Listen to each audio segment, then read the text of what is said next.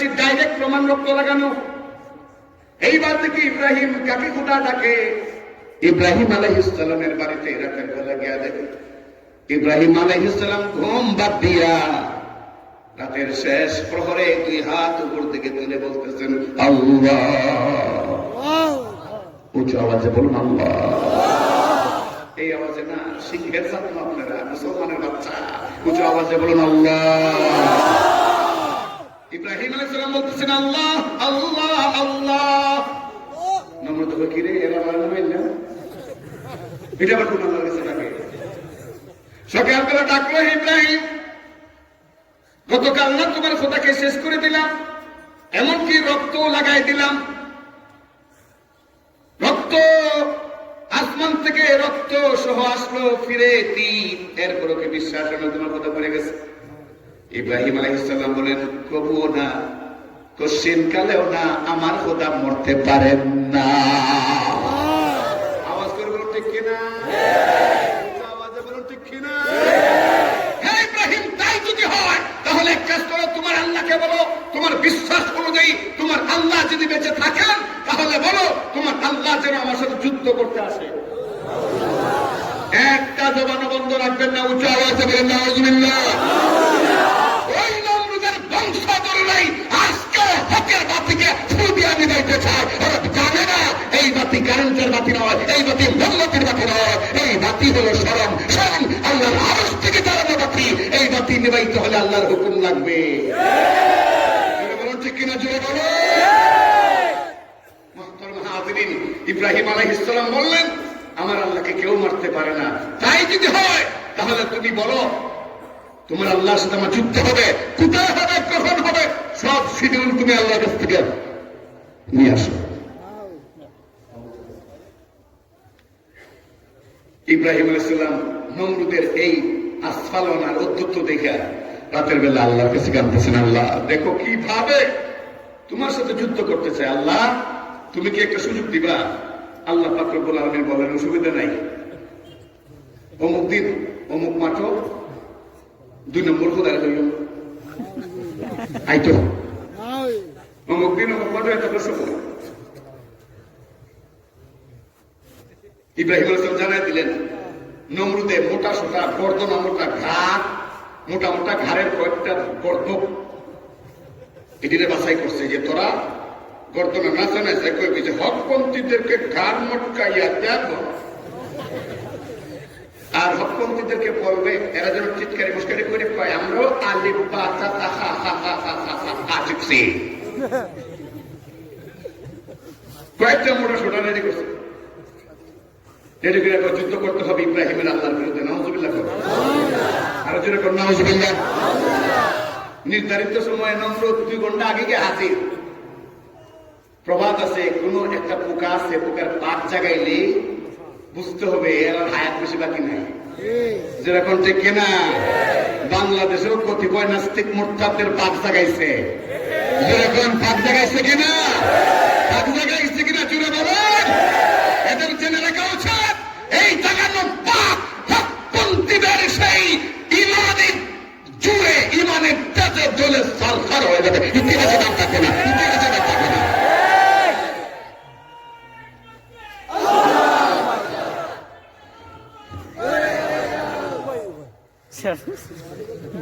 শেষ। মুহতারাম হাজিরিন, নির্ধারিত দিনে 2 ঘন্টা আগে ইব্রাহিম গিয়ে মাঠে হাজির। একটু পরপরই তাকায় উপর দিকে, কই তোমার আল্লাহ দিয়ে আয় না ইব্রাহিম? ইব্রাহিম আলাইহিস সালাম তখন বলেন ইন্নাল্লাহ লা ইউখলিফুল মিআদ, আমার আল্লাহ কখনো ওয়াদা ভঙ্গ করেন না। ঠিক কিনা বলেন? কিছুক্ষণ পর পর আকাশের দিকে তাকায় আর চিৎকারি করে বলে ইব্রাহিম কোথায় তোমার খোদা? বুঝেছি তোমার খোদা আমাকে ভয় পাইছে। ইব্রাহিম আলাইহিস সালাম বললেন আমার খোদা কাউকে ভয় পায় না। ঘন্টা 2 পার হয়ে গেল, কোন লক্ষণ নাই। এমন সময় আল্লাহ ডাক দিলেন তোরায়, আমার মাখলুকাত তোরায়। তাফসীরের কিতাবে উল্লেখ আছে প্রথমে বড় ধরনের কিছু প্রাণী আল্লাহর দরবারে গিয়ে হাজির। আল্লাহ বলেন তোরা না, এর মতো নমরুদ্দারে খতম করতে তোদেরকে ব্যবহার করলে এটা আমার শানের খেলাফ করা অনেক বড়। সুবহানাল্লাহ বলবেন না? অপেক্ষাকৃত কয়েক প্রকারের জানোয়ার আল্লাহর কাছে আবেদন করার পরে আল্লাহ বললেন না, তোরা না, আরো ছোট্ট জানোয়ার লাগবে, আরো ছোট্ট প্রাণী লাগবে। এক পর্যায়ে একদল মশা গেল আল্লাহর দরবারে সাক্ষাৎ করার জন্য। সুবহানাল্লাহ জোরে বল। কি গেল? কি? আরো জোরে বলেন কি? একদল মশা গেল, গিয়া বলে, আল্লাহ আপনি তো ছোট্ট মাখলুক চাচ্ছেন ওই গাধাটাকে শেষ করার জন্য, মেহেরবানি করে আপনি একটু আমাদেরকে পারমিশন দেন, আমরা চাই এই ভণ্ড খোদা এবং তার অনুষঙ্গী যারা আছে সকলকে খতম করতে। আল্লাহ বলেন, হ্যাঁ তোদেরকে অবশ্য পছন্দ হয়েছে, তোদের এক একটা যে স্বাস্থ্য না একদম ছোট। এমন সময় এক ল্যাংড়া মশা কোন এক সময় পাওড়া ছুটে গেছে, ছুটে যে কই পড়ছে মশা, কই তুই নিজে করতে পারবে। এই ল্যাংড়া মশাই আগে, আল্লাহ আপনার দরবারে আমার একটা দরখাস্ত। আল্লাহ বলেন, ল্যাংড়া ল্যাংড়া তোর আবার দরখাস্ত? ও আল্লাহ, ল্যাংড়া তো তুমি করছো। ও আল্লাহ, আজকে যুদ্ধ হবে দুনিয়ার মাঠে তোমার সবচেয়ে বড় দুশ্মনের সাথে। ওই যুদ্ধে অংশগ্রহণ করে তোমার বড় দুশ্মনটাকে আমি কেল্লা ফতে করতে চাই। ঠিক কিনা? আল্লাহ তুমি আমার পারমিশন দেব। আল্লাহ বলেন, তুই বেচা ল্যাংড়া, তুই কেমনে কি করবে? আল্লাহ তুমি চাইলে তো সবই পারো। পারেন না আল্লাহ? আল্লাহুম্মা মালিকাল মুলকি তুতিল মুলকা মান তাশা ওয়া তানজিউল মুলকা মিম্মান তাশা ওয়া তু'ইজ্জু মান তাশা ওয়া তুযিল্লু মান তাশা বিয়াদিকাল খায়র। ঠিক কি না বলেন?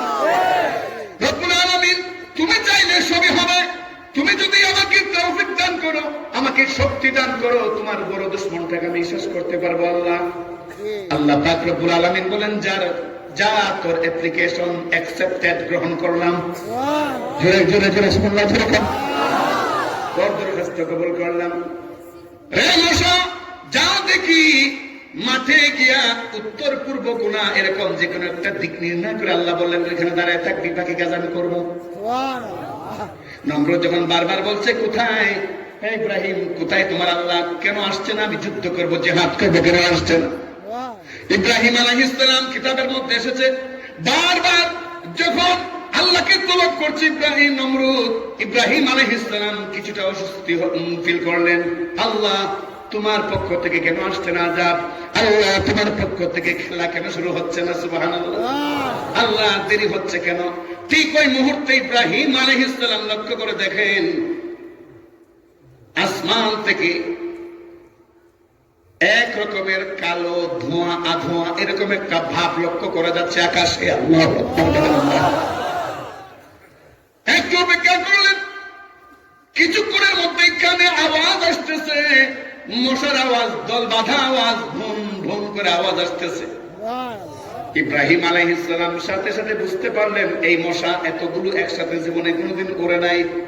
আজকে যখন এতগুলো মশা একসাথে উঠতেছে, তাহলে নমরুদের সানডে মানডে পুরাই বন্ধ হয়ে যাবে।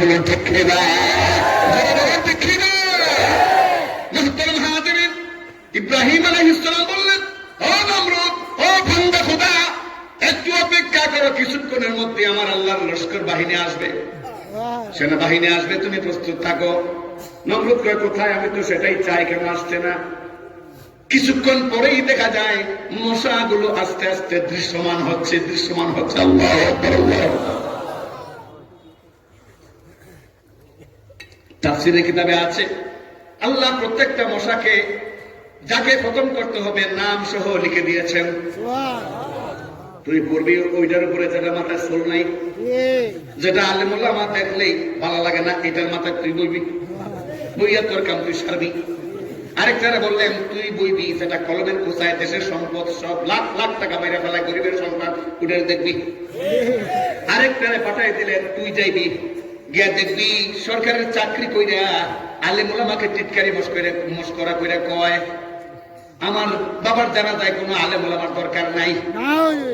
আলেম ওলামার বলে 3 পদ। কয় পদ? 3 পদ। হয়তো আলেম ওলামা নীরব থাকবে, চুপ থাকবে, এই দেশে চুপ থাকবে, কোনো কথা বলবে না। আর 2 নাম্বার পদ যদি চুপ না থাকে তাহলে ট্যাং টুম ভেঙ্গে বলে আলেম ওলামাদেরকে ঘরে পালায় রাখবে। কত বড় দুঃসাহস! অথচ এই হারামজাদার গায়ে যে পোশাক, ওই পোশাকটা দেশের জনগণের ট্যাক্সের টাকায় কেনা পোশাক।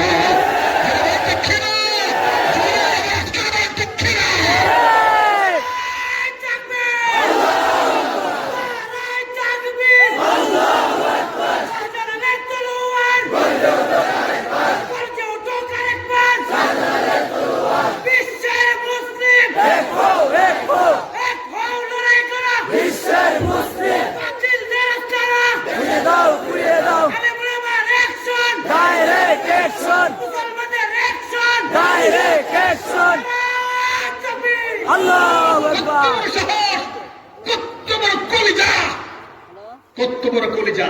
পুলিশের পোশাক গায়ে। আজকে এখানে আসার কিছুক্ষণ আগে আমি ফেসবুকে দেখে আসলাম, কোন এলাকার এক এসপি পুলিশের পোশাক গায়ে। পুলিশের পোশাক গায়ে সরকারের একজন অধীনস্থ কর্মচারী হয়ে এরকম ধৃষ্টতাপূর্ণ বক্তব্য বলে যে এই মোল্লাদের হাত পা ভেঙ্গে চুরমার করে ফেলা হবে। মুসলমান শরীরের রক্ত কি একটু গরম হয় না? মুসলমান একটু কি মানে ফুটি করে উঠে না? এত বড় দুঃসাহস! আমার ট্যাক্সের থেকে খাইয়া আমার সবকিছু ভোগ করে আমার বিরুদ্ধে এত বড় স্লোগান, উস্কানিমূলক বক্তব্য। এই উস্কানিমূলক বক্তব্য দেওয়ার কারণে ওই এসপিকে সরকারের প্রতি আজকের এই তাফসীরুল কোরআন মাহফিল থেকে উদাত্ত আহ্বান, তাকে গ্রেফতার করুন, গ্রেফতার করে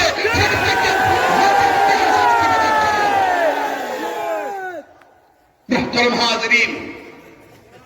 ইব্রাহিম আলাইহিস সালাম বলেন, একটু ওয়েট করো, ওয়েট করো, যুদ্ধ। কিছুক্ষণ পরেই মশা আরো দৃশ্যমান হইতেছে। আল্লাহর হুকুমে প্রত্যেকেই দায়িত্ব নিয়ে দায়িত্বশীল হইয়া জায়গায় জায়গায় অপারেশন শুরু করে দিয়েছে। এইবার ল্যাংড়া মশাকে, আল্লাহ আমি এখানে পজিশন নিয়ে আসি, ভালো করবেন না? কি ব্যাপার আপনাদের? কিছু আল্লাহ বলতে কোনো শুনতে জোরে কান, জোরে জোরে জোরে আওয়াজ ভালো করে না দিলে কিন্তু উজানের পিসা কিন্তু মন মতো করবেন না। কিন্তু লেংরা মশাকে, আল্লাহ আমার পজিশন কমপ্লিট। আল্লাহ বলেন কিছুক্ষণের মধ্যেই দেখবে খেলা। মশাগুলো আসে, এক এক থেকে আক্রমণ করে আর দৌড় দেয়, কিন্তু আল্লাহ পাকের হুকুমে মশাগুলো এমন ভাবে মাথার মধ্যে আঘাত করে মুহূর্তের মধ্যে তারা দুনিয়া থেকে বিদায় হয়ে যায়। অবশেষে নমরুদ যখন দেখে অবস্থা বেগতিক, আমার সব বান্দাগুলি ইন্তেকাল সব হইতেছে, আমারও অবস্থা বেগতিক, দিল তো আল্লাহ কইছিলেন ওই কোনার মধ্যে এক সঙ্গে থেকে 25 লক্ষ। কারে কইছিলেন? জনাব লেংরা মশাকে। এইবার ওই পজিশন নিয়ে ল্যাংড়া মশা আছে করোনারে। নমরুদ নিজেকে বাঁচাবার জন্য দিল দৌড় 1000 মাইল বেগে। যখন কোনো কিছু খুব ভালো করে দৌড়ায় তখন কিন্তু শু করে বাতাস ঢুকে না দিয়া, ঢুকেনি? ওই বাতাসের ছুটে ল্যাংড়া মশা কোনো অনুমতি ছাড়াই বিরতিহীন বাসের মতো বাইরে ঢুকে গেছে। আল্লাহ একদম ডাইরেক্ট ভিতরে গেছে গিয়া পজিশন মতো বসে মগজের একদম মাঝখানে। এখন মশা হইল নমরুদের মাথার মধ্যে শাহেনশাহ বৈশা। কোন দিক থেকে শুরু করতাম? ডাইন দিকে না, এই হারামির ডান দিক থেকে শুরু করে ডাইনের ইজত মেরে এর বাম দিক থেকে শুরু করতাম। মারছে একটা শুভ নমরুদ মশাই আবার এক দৌড় দিয়া গ্রামের ভিতরে চলে গেছে। গ্রামের ভিতরে যাওয়ার পরে কিছু লোক বের দেয়া কয়, খোদা আপনি এই অবস্থা কেন লাগে, আপনি পেরেশান কেন লাগে খোদা?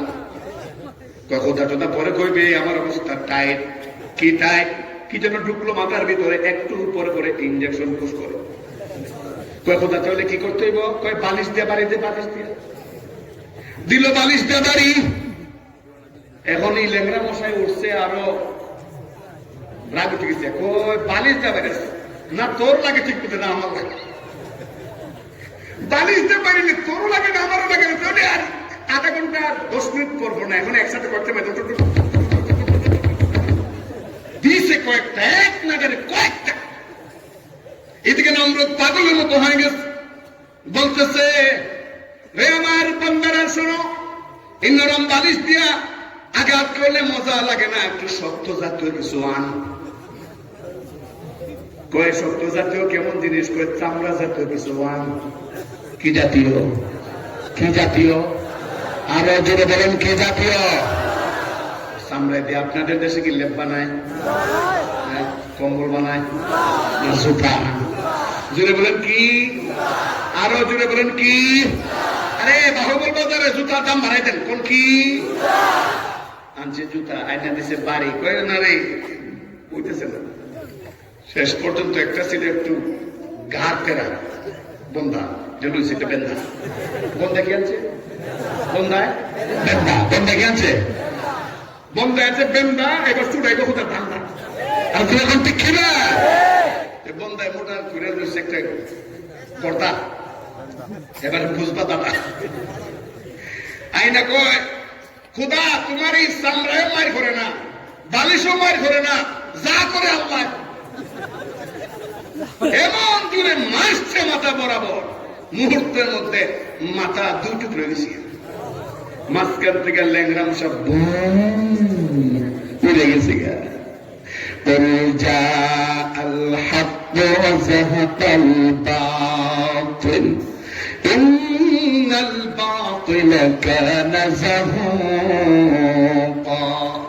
এই আয়াতের তাফসীর অবলম্বনে পরিষ্কার ভাষায় বলতে চাই, পরিষ্কার ভাষায় বলতে চাই, ঈমান ও ইসলামের বিরুদ্ধে যারা অবস্থান গ্রহণ করবে, মসজিদ মাদ্রাসার বিরুদ্ধে যারা অবস্থান গ্রহণ করবে, উলামায়ে কেরামের বিরুদ্ধে যারা অবস্থান গ্রহণ করবে, নমরুদের মতো শুধু নয়, এর চাইতে আরো শোচনীয় ভাবে জুতার বাড়ি খাইতে খাইতে শেষ পর্যন্ত জীবনটা শেষ হবে।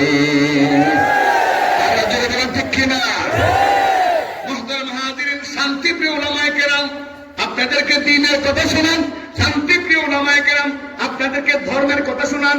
আজ পর্যন্ত কোন মঞ্চে, কোন ময়দানে, কোন প্যান্ডালের মধ্যে কোন আলেম বলেন নাই অমুকের দোকান দখল করবেন, ঠিক কিনা? অমুকের ব্যবসা প্রতিষ্ঠান দখল করো, অমুকের পরিবার দখল করো, অমুকের ক্ষেত দখল করো, অমুকের সম্পদ দখল করো, এইরকম কোন অনৈতিক, নির্যাতনমূলক, জুলুমমূলক কোন রকম বক্তব্য কোন উলামায়ে কেরাম দেন না। বরং বলেন সুদ ছাড়ো, ঘুষ ছাড়ো, বেপরোয়া হইও না, আল্লাহর ইবাদত করো, নামাজ পড়ো, রোজা রাখো। এরপর উলামায়ে কেরামকে জঙ্গি আর মৌলবাদী বলে জুজুর ভয় দেখাইয়া দুটা দেশের শান্ত পরিবেশটা যারা অশান্ত করতে চায় প্রত্যেকটাকে চিহ্নিত করে রাখেন, চিহ্নিত করে রাখেন। সময় সামনে আসতেছে, এই প্রত্যেকটাকে সমুচিত জবাব উলামায়ে কেরামের পক্ষ থেকে, কৃতিত্ব অধিজনদের পক্ষ থেকে দিতে হবে। রাজি আছেন? আরো জোরে বলুন রাজি আছেন? যতই আমাদেরকে যাই বলা হোক, আমরা খারাপটার ব্যাপারে বলবোই বলবো, যেটা হারাম এটার বিরুদ্ধে বলবোই, যেটা বৈধ এটার পক্ষে বলবোই। এই জন্য হাদিস তিলাওয়াত করেছিলাম আপনাদের খেদমতে। হযরত রাসূল করিম সাল্লাল্লাহু আলাইহি ওয়াসাল্লাম বলেন, মান রাআ মিনকুম মুনকারান ফালইয়ুগাইয়িরহু বিয়াদিহি ফাইন লাম ইসতাতি' ফাবিলিসানিহি ফাইন লাম ইসতাতি' ফাবিকলবিহি ওয়া যালিকা আযআফুল ঈমান।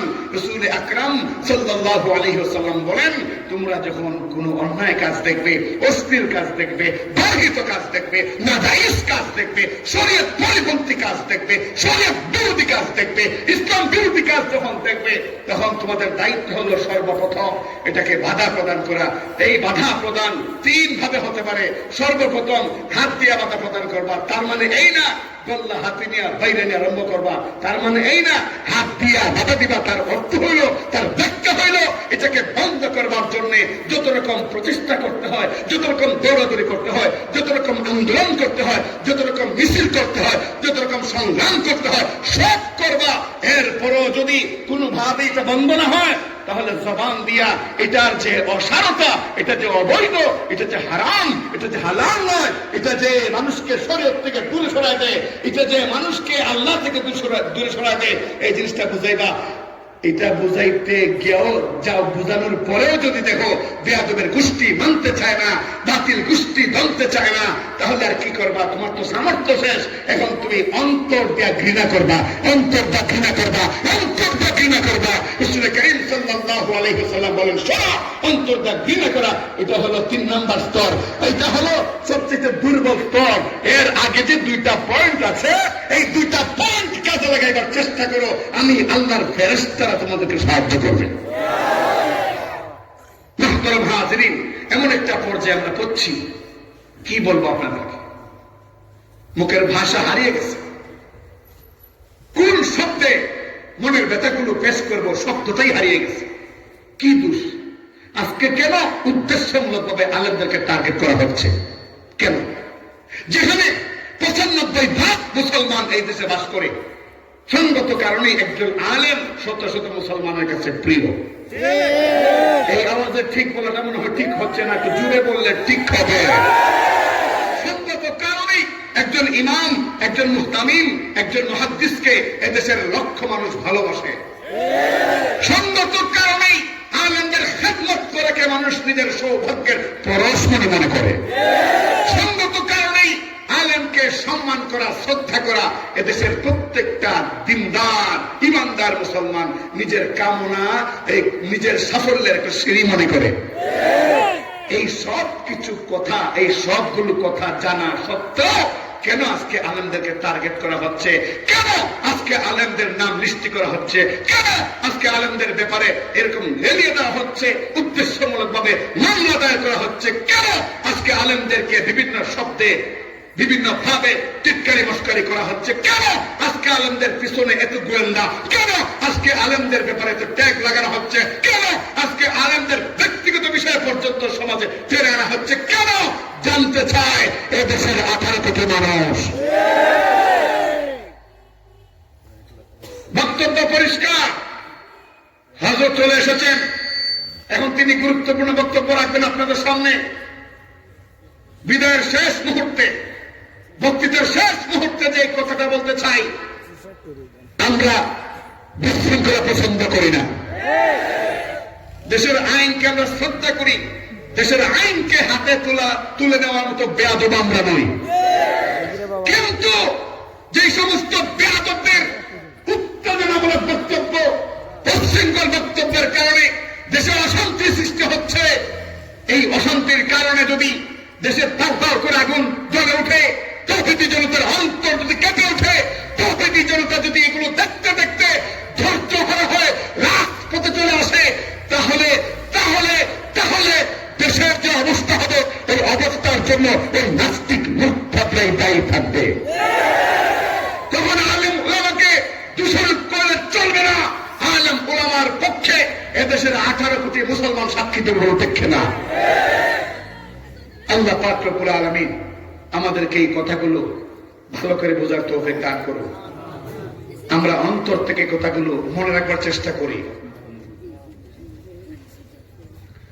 হযরত আসছেন, আমাদের এই এলাকায় কম আসে, কিন্তু আলহামদুলিল্লাহ সিলেটে অনেক প্রোগ্রাম করে, এবং হযরতের এলাকায় সেখানেও অনেক প্রোগ্রাম হয়। আল্লাহ পাক অনেক ইজ্জত আর সম্মান দান করেছেন। উজানি, আমাদের ধারণা মতে উজানি আল্লাহ পাকের পক্ষ থেকে এই বাংলার জমিনে একটা বরকতময় ভূমি, একটা জমিন। এই জমিনের কৃতি সন্তান। সবশেষে আমি যে কথাটা বলতে চাই সেটা হইল, আমি উনার তেলাওয়াতের খুব ভক্ত। আলহামদুলিল্লাহ বলেন। আল্লাহ পাক রব্বুল আলামিন যে কণ্ঠ দান করেছেন, এই কণ্ঠ দিয়ে তিনি যখন পবিত্র কোরআনের আয়াতগুলো টান দেন, আল্লাহর অশেষ মেহেরবানিতে যারা ইমানদার, কোরআনকে ভালোবাসে, এদের কলিজা যেন বের হয়ে আসে। আজকে হযরত, আমার আবদার থাকবে তাফসীর কমিটির পক্ষ থেকে, যদিও অনেক দূর থেকে এসেছেন আমাদের মেহমান, আর কষ্ট হয়েছে যথেষ্ট। এরপরও আপনার থাকবে মাহফিলটা যেভাবে সুন্দর করে এই মুহূর্তে স্ট্যান্ডিং হচ্ছে, সবাই খুব তন্ময় হয়ে শুনতেছে, মাহফিলটা যেন এভাবেই থাকে। আর হযরত অন্তত কয়েক মিনিট বেশি বয়ান করবেন ইনশাআল্লাহ। আপনাদের সকলের পক্ষ থেকে হযরতের কাছে আমার আবেদন, আপনারাও এইটা জাননি ইনশাআল্লাহ। আল্লাহ কবুল করুন। এখনই হযরত বয়ান করবেন, আমি আর সময় নষ্ট করছি না, দোয়া চাই আপনাদের কাছে। আর যাওয়ার মুহূর্তে এটাই আমি আপনাদেরকে বলে যাব, দাবি জানিয়ে যাব, উলামায়ে কেরাম যদি ইসলাম রক্ষার জন্য, দ্বীন রক্ষার জন্য আপনাদেরকে ডাকেন, আল্লাহর ওয়াস্তে দলাদলি না কইরা সবাই এক কাতার দাঁড়াইবেন। রাজি আছেন সবাই? রাজি আছেন? নারে তাকবীর, নারে তাকবীর। আল্লাহ কবুল করুন। আমিন। ওয়া আখিরু দাওয়ানা আনিল হামদুলিল্লাহি রাব্বিল আলামিন।